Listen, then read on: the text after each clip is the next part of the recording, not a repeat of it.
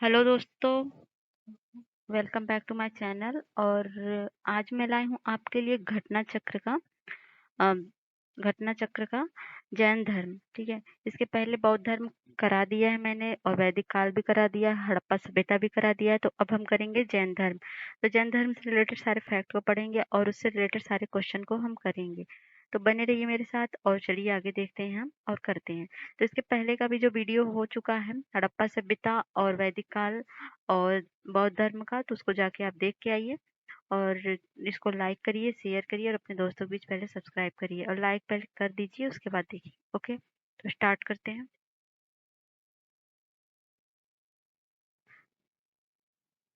हाँ, तो अब स्टार्ट करते हैं जैन धर्म के बारे में। तो जैन धर्म संस्कृत के बना है, जिसका अर्थ होता है जिन, जिसका अर्थ विजेता है। जैन संस्थापकों को तीर्थंकर, जबकि जैन महात्माओं को निर्ग्रंथ कहा जाता है। जैन धर्म में 24 तीर्थंकर माने जाते हैं, जिन्होंने समय समय पर जैन धर्म का प्रचार प्रसार किया। ये हैं ऋषभदेव, पहले आदिदेव, आदिनाथ भी इनको कहते हैं। दूसरे हैं अजीतनाथ, तीसरे हैं संभवनाथ, चौथे हैं अभिनंदन, पांचवें सुमतिनाथ, पद्मनाथ, पद्मप्रभा और सुपार्श्वनाथ, चंद्रप्रभा और पुष्पदंत और शीतलनाथ। और 11वें हैं श्रेयांसनाथ और वासुपूज्य, विमलनाथ, अनंतनाथ, धर्मनाथ और शांतिनाथ। 17वें हैं कुंथुनाथ, 18 अरनाथ, 19वां मल्लीनाथ और 20वां मुनि सुश्रुत सूरत और 21वें हैं नमीनाथ, 22 हैं नेमिनाथ या अरिष्ट नेमी और 23वें हैं पार्श्वनाथ और 24वें हैं महावीर स्वामी। 24वें महावीर स्वामी, ये और पहले, और ये सब इम्पोर्टेंट है, बाकी इतना इम्पोर्टेंट नहीं है। जैन धर्म के प्रथम तीर्थंकर हैं ऋषभदेव। इनके अन्य नाम है ऋषभनाथ, आदिनाथ, वृषभनाथ। 3 नाम है इनके। ऋषभदेव एवं अरिष्ट नेमि का उल्लेख ऋग्वेद से मिलता है। पार्श्वनाथ जैन धर्म के 23वें तीर्थंकर माने जाते हैं। इनका जन्म काशी में हुआ था। इनके पिता अश्वसेन काशी के राजा थे और पार्श्वनाथ को वाराणसी के निकट आश्रम पद उद्यान में ज्ञान प्राप्त हुआ था। तो पार्श्वनाथ को कहाँ ज्ञान प्राप्त हुआ था? वाराणसी के निकट आश्रम पद उद्यान में। उनका परिनिर्वाण समेत शिखर पर हुआ था। पार्श्वनाथ ने अपने अनुयायियों को चतुर्याम शिक्षा का पालन करने को कहा था। ये 4 शिक्षाएं थी: सत्य, अहिंसा, अस्तेय और अपरिग्रह। सत्य, अहिंसा, अस्तेय और अपरिग्रह। महावीर स्वामी का जन्म वैशाली के निकट कुंडग्राम या कुंडलपुर में लगभग 599 ईसा पूर्व हुआ था। इनके पिता सिद्धार्थ ज्ञात्रिज्ञ क्षत्रियों के संघ के प्रधान थे। इनकी माता त्रिशला अथवा विदेहदत्ता वैशाली के लिच्छवी गणराज्य के प्रमुख क्षेत्र की बहन थी। महावीर स्वामी के बचपन का नाम वर्धमान था। इनकी पत्नी का नाम यशोदा था और इससे उन्हें अड़ोज्जा मतलब प्रियदर्शना नामक पुत्री उत्पन्न हुई थी। इसका विवाह जमाली के साथ हुआ था। जैन धर्म में पूर्ण ज्ञान के लिए कैवल्य शब्द का प्रयोग किया गया। महावीर स्वामी 12 वर्ष की कठोर तपस्या तथा साधन के पश्चात जमरिका ग्राम के समीप ऋजुपालिका नदी के तट पर एक साल वृक्ष के नीचे कैवल्य पूर्ण ज्ञान प्राप्त हुआ। ज्ञान प्राप्ति के पश्चात केवलीन मतलब अरहत योग्य जिन विजेता निर्ग्रंथ बंधन रहित कहलाएं। केवल प्राप्ति के पश्चात महावीर स्वामी ने अपने सिद्धांतों का प्रचार प्रारंभ किया। वैशाली के लिच्छवी सरदार क्षेत्र जो उनके मामा थे, जैन धर्म के प्रचार में भी उनका योगदान दिया। महावीर स्वामी को उनके प्रथम शिष्य जमाली से मतभेद हो गया। मतभेद का कारण क्रियमाणकृत सिद्धांत है, जो कार्य करते ही पूर्ण हो जाना था। इस मतभेद के कारण जमाली ने संघ छोड़ दिया और एक नए सिद्धांत बहुरतवाद मतलब कार्य पूर्ण होने पर ही पूर्ण माना जाएगा का प्रतिपादन किया। जैन धर्म में दूसरा विद्रोह जमाली के विद्रोह के 2 वर्ष बाद तीस गुप्त ने किया था, और ये किया था मखली गोसाल के आजीवक संप्रदाय की स्थापना की। इनका मत नियतिवाद था। इसके अनुसार संसार की प्रत्येक वस्तु भाग्य द्वारा पूर्व नियंत्रित एवं संचालित होती है। 527 ईसा पूर्व के लगभग 72 वर्ष की आयु में राजगृह के समीप स्थित पावापुरी नामक स्थान पर महावीर स्वामी ने शरीर त्यागा था। महावीर स्वामी ने पंच महाव्रत की शिक्षा दी और वे थे अहिंसा, सत्य, अस्तेय, अपरिग्रह और ब्रह्मचर्य। प्रथम 4 व्रत पार्श्वनाथ के समय से प्रचलित है और महावीर ने इसमें 5वां व्रत ब्रह्मचर्य जोड़ा था। जैन धर्म में गृहस्थों के लिए 5 व्रत महाआडु के रूप में व्यवहृत हुए, क्योंकि संसार में रहते हुए इस महाव्रतों का पूर्णतः पालन करना संभव नहीं था, इसलिए आंशिक रूप से इसके पालन के लिए कहा गया। ये 5 अणुव्रत हैं: अहिंसाणुव्रत और सत्याणुव्रत, अस्तेयाणुव्रत, ब्रह्मचर्याणुव्रत और 5वां है अपरिग्रहवाणुव्रत। महावीर स्वामी ने वेदों की अपौरुषेयता स्वीकार करने से इनकार किया तथा धार्मिक सामाजिक रूढ़ियों पाखंडों के विरोध किया। उन्होंने आत्मवादियों तथा नास्तिकों की एकांतिक मतों को छोड़कर बीच का मार्ग अपनाया, जिसे अनेकांतवाद अथवा स्यादवाद भी कहा जाता है। स्यादवाद मतलब संत सप्त भंगिनाथ के भंगिनय नाम से जाना जाता है। यह ज्ञान की सापेक्षता का सिद्धांत है। महावीर स्वामी पुनर्जन्म कर्मवाद पर विश्वास करते थे, किंतु ईश्वर के अस्तित्व में उनका विश्वास नहीं था। तो पहले ऋषभ देव है, ऋषभ देव का प्रतीक चिन्ह है बैल, और दूसरे हैं अजीतनाथ, उनका प्रतीक चिन्ह है हाथी, और अगला है संभवनाथ, अश्व है इनका प्रतीक चिन्ह। पद्म प्रभ का कमल है और सुपार्श्वनाथ के साथिया मतलब स्वास्तिक है, और मल्लीनाथ का कलश है, और नमीनाथ का नील कमल है, और नेमिनाथ का शंख है, पार्श्वनाथ का सर्प है, महावीर स्वामी का सिंह है। तो ये कुछ याद कर लीजिएगा आप, ये बहुत इंपॉर्टेंट है। ऋषभ देव का, अजीतनाथ का, इनका। आगे देखते हैं। अज्ञान के कारण कर्म जीव की ओर आकर्षित होते हैं, जिसे आश्रव कहते हैं। क्रोध, लोभ, मान, माया कुछ प्रवृत्तियां हैं जो अज्ञान के कारण उत्पन्न होती हैं। जैन धर्म मोक्ष के लिए 3 साधन अपनाए गए हैं: सम्यक दर्शन, सम्यक ज्ञान, सम्यक चरित्र। तो आप वो जो था गौतम बुद्ध का त्रिरत्न, उसको बताइएगा।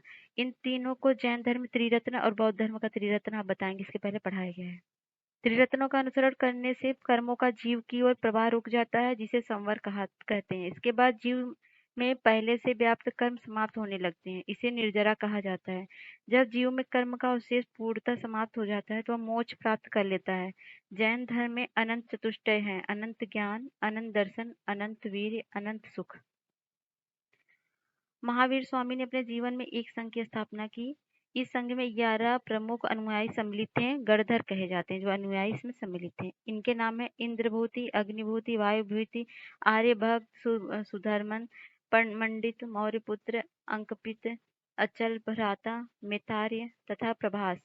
महावीर की मृत्यु के पश्चात सुधर्मन जैन संघ का प्रथम अध्यक्ष बना। सुधर्मन की मृत्यु के पश्चात 44 वर्षों तक संघ का अध्यक्ष रहा।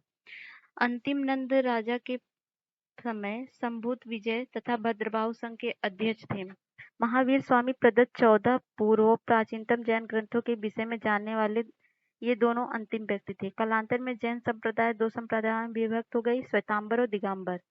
श्वेतांबर क्या करते थे? कपड़े पहनते थे, और दिगंबर कपड़े नहीं पहनते थे। जैन धर्म सभा 310 में पाटलिपुत्र में स्थूलभद्र की अध्यक्षता में संपन्न हुई थी। और इस सभा में जैन धर्म के 12 अंगों का संकलन किया गया, जिसमें भद्रबाहु के अनुयायी नहीं भाग लिए थे। द्वितीय जैन सभा 512 में वल्लभी में देवाधिगढ़ या क्षमाश्रमण की अध्यक्षता में संपन्न हुई थी। द्वितीय जैन सभा के 12 अंग और 12 उपांग और 10 प्रकीर्ण और 6 सूत्र और 4 मूल सूत्र अनुयोग सूत्र का संकलन हुआ। आगे देखते हैं हम। और भी बहुत सारी चीजें हैं, इतनी इंपॉर्टेंट नहीं है, बाकी क्वेश्चन में करा उठे हम।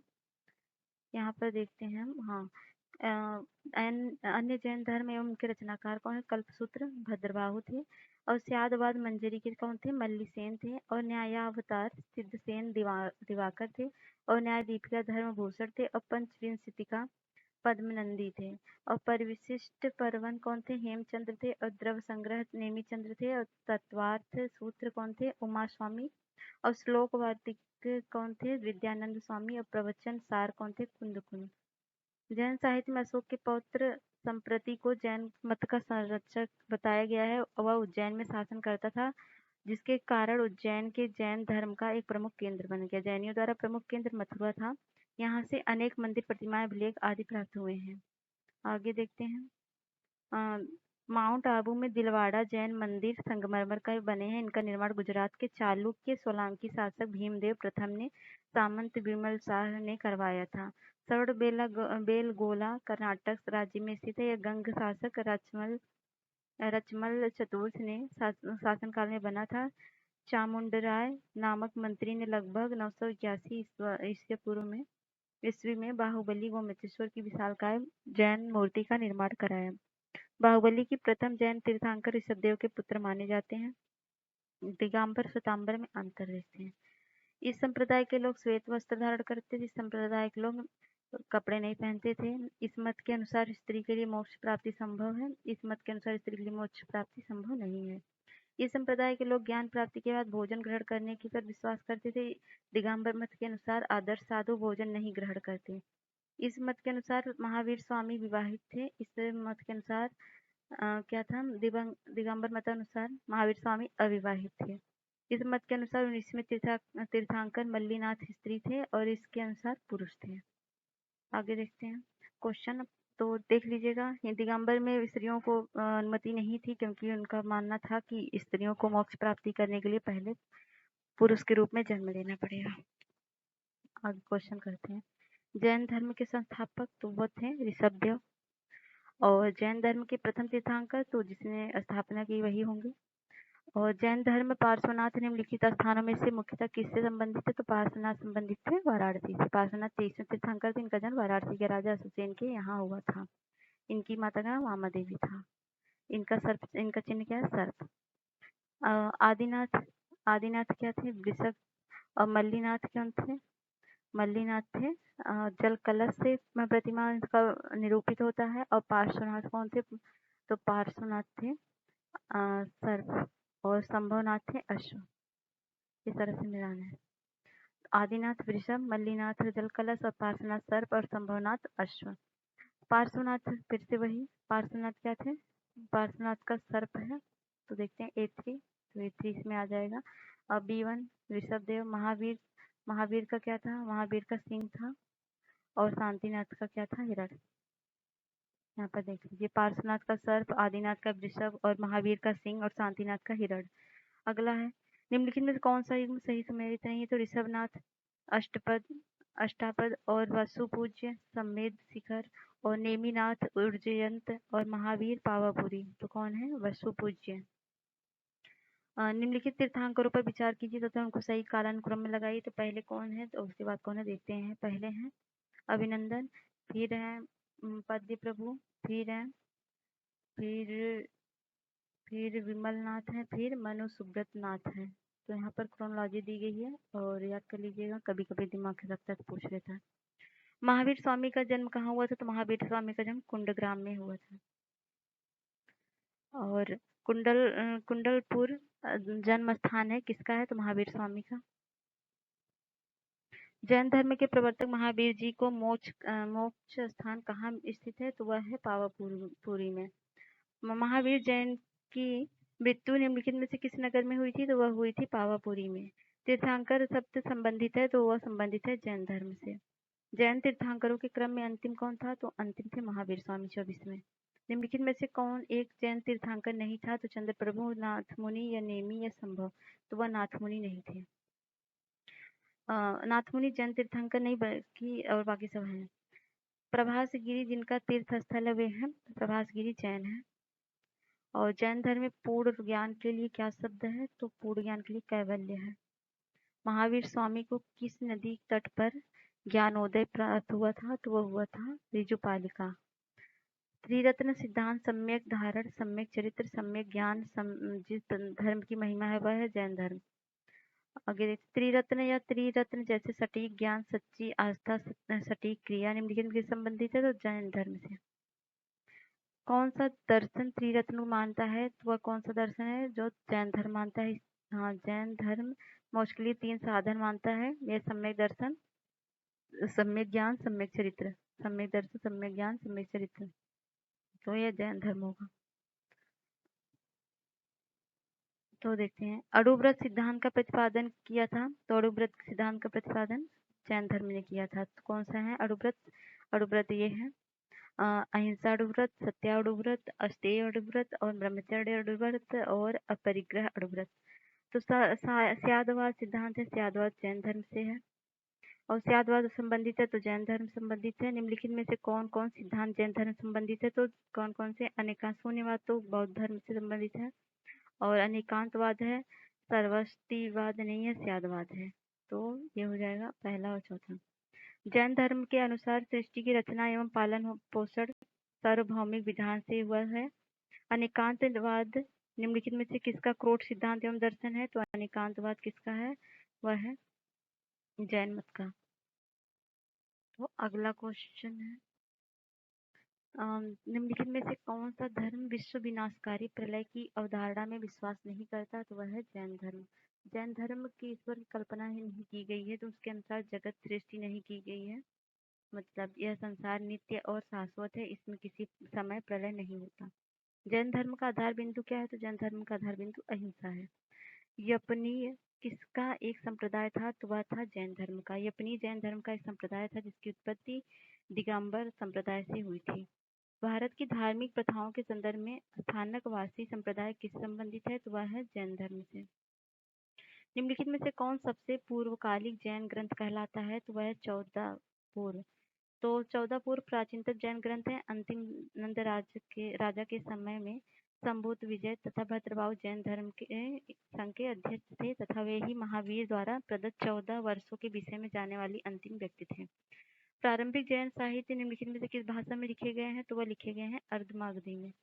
निम्नलिखित में से कौन सा स्थल पार्श्वनाथ से संबंध होने के कारण जैन सिद्ध क्षेत्र माना जाता है? तो वह है सम्मेद शिखर।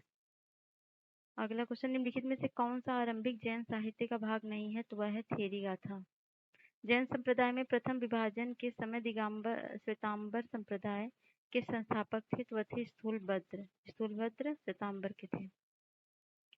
महावीर भगवान महावीर का प्रथम शिष्य था, तो वह था जमाली। और महावीर का प्रथम अनुयायी कौन था? तो जमाली ही था शिष्य और अनुयायी। किस जैन सभा में अंतिम रूप से श्वेतांबर आगम का संपादन हुआ? तो वह हुआ पाटलिपुत्र में। तो चंद्रगुप्त मौर्य के शासनकाल में पाटलिपुत्र में प्रथम जैन सम्मेलन आयोजित किया गया था जिसमें श्वेतांबर आगम का संपादन किया गया था।